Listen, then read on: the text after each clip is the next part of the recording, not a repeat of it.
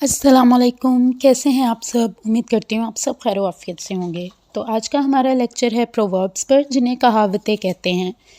ان پرووربس کو آپ اپنی ڈیلی لائف میں بار بار یوز کریں گے، یہ سننے والے کو بھی اچھا امپیکٹ دیں گے کہ آپ ماشاءاللہ سے بہت اچھی انگلش بولتے ہیں۔ تو چلیے سٹارٹ کرتے ہیں۔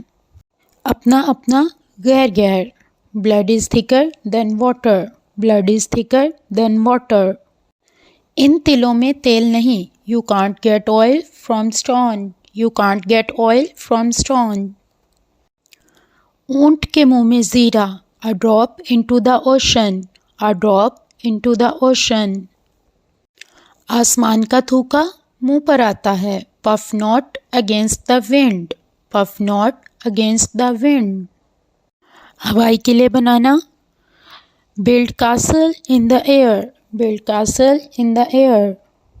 خون کا بدلہ خون، a blood will have blood، a blood will have blood۔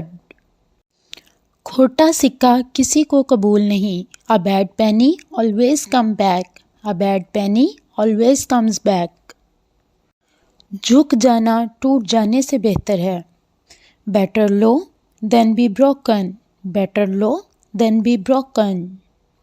بھکاری اور بچھوڑ بچھوڑ، beggars can't be choosers، beggars can't be choosers۔